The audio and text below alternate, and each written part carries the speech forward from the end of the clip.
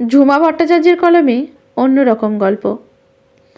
ব্রহ্মপিসিদের বাড়ির লোকগুলো বেশ, সব সময় সবাই কোনো না কোনো কাজ করছে। কাউকে কোনো দিন শুয়ে বসে থাকতে দেখিনি।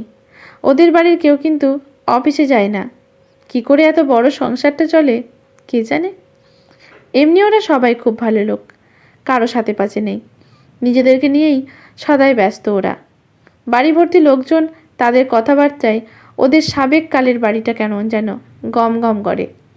বড় বড় খিলানওয়ালা বাড়ি আমার বেশ লাগে, মনে হয় যেন এ বাড়িতে কত রূপকথা ঘুমিয়ে আছে। সোনার কাঠি ঠেকালেই সব জেগে উঠবে।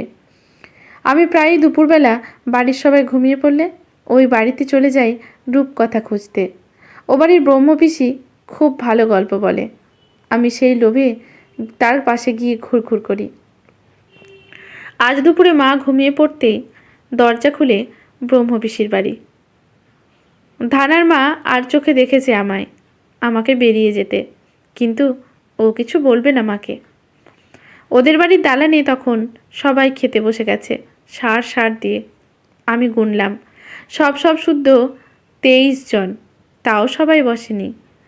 রান্নার ঠাকুর সবাইকে খেতে দিচ্ছে। বড় বড় কাঁসার থালায়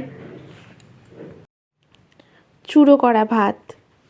ওরা এখন ডাল আর আলু ভাতে দিয়ে খাচ্ছে। যদি কারোর বাড়িতে গিয়ে এমনভাবে খাওয়া দেখতে নেই, কিন্তু আমার খুব ভালো লাগছে ওদের খাওয়া দেখতে। সবাই কত তৃপ্তি করে খাচ্ছে। আমার মনে হলো ঠিক এমনিভাবে খাবারকে ভালোবেসে খেতে হয়। আমি যেন কেমনভাবে ছড়িয়ে ফেলে খাই।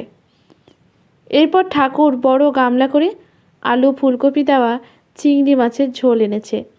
সবাইকে গুনে গুনে ঠিক 2টো করে চিংড়ি মাছ, 2 পিস করে আলু আর 2 পিস করে ফুলকপি দিচ্ছে। তারপর হাতায় করে 1 হাতা ঝোল দিচ্ছে। সবাই কি সুন্দর গুছিয়ে ভাত খাচ্ছে। কেউ আর একটা চিংড়ি মাছ দাও বলছে না। আমি ব্রহ্মপিসিকে খুঁজছি।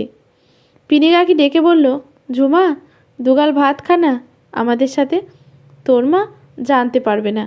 আমি লজ্জায় লাল হয়ে না করতে লাগলাম। একটু পরে ওপরের টানা বারান্দা থেকে ব্রহ্মপিসি বলল, ঝুমা, ওপরে চলে আয়। আমি আর চোখে দেখলাম ঠাকুর এখন সবার ভাতে 1 হাতা করে দুধ আর 1 চামচ করে চিনি দিচ্ছে, আর সবাই কি চেটে ফুটেই না খাচ্ছে। সিঁড়ি দিয়ে বারান্দায় গিয়ে দেখি ব্রহ্মপিসি গোটা 10 কদবেল ফাটিয়ে আখের গুড় মাখিয়ে রেখেছে।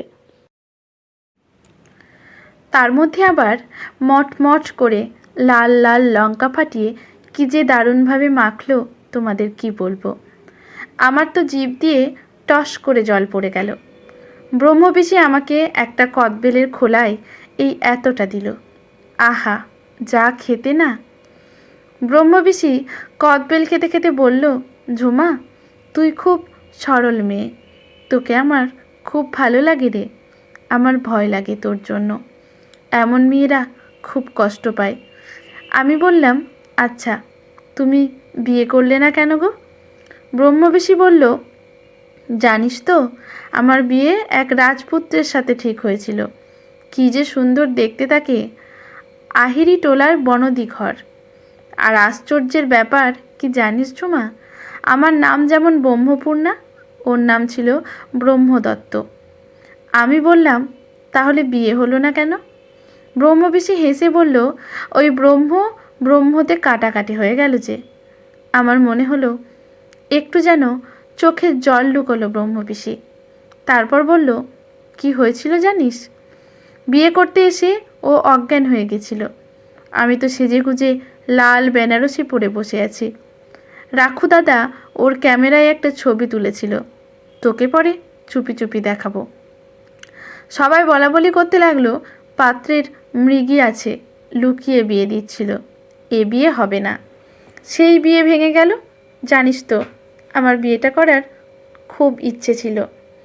মৃগী বলে তো আর সবসময় অজ্ঞান হয়ে থাকে না, বল। যখন জ্ঞান থাকতো তখনই না হয় ভাব করতাম ওর সাথে। এই কথাগুলো ব্রহ্মপিসি এমনভাবে বলল, আমার কান্না পেয়ে গেল। আমি ফুচফুচ করে খানিক কাঁদলাম। তারপর বললাম, আর হয় না। না। ব্রহ্মবিশি আকাশের দিকে তাকিয়ে রইল। একটা কেটে পড়া ঘুড়ি দেখতে দেখতে বলল, তোকে একটা কথা বলবো, কাউকে বলবি না তো? আমি জোরে মাথা নেড়ে বললাম, না না, কখনোই নয়। ব্রহ্মবিশি একটু লাজুক হেসে বলল, আমি তো রাতে ফোনের ঘরে ঘুমোই। সবাই ঘুমিয়ে পড়লে ও আমাকে রাতে ফোন করে। ও নাকি অনেকটা ভালো হয়ে গেছে। আমাকে বলেছে একদম ঠিক হয়ে গেলে আমরা আবার। ঘুড়িটা এদিকেই আসছে।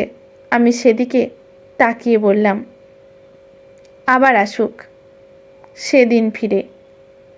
কাকন চুড়ি উঠুক বেজে, তোমার হাত দুখানি ঘিরে।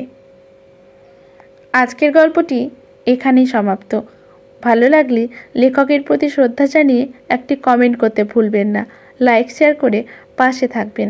ইউটিউব থেকে দেখলে চ্যানেলটি সাবস্ক্রাইব করে বেল নোটিফিকেশানটি অল করে দেবেন, যাতে গল্পের ভিডিও পোস্ট হওয়ার সাথে সাথেই সবার প্রথমে পৌঁছে যায় আপনার কাছে। ধন্যবাদ।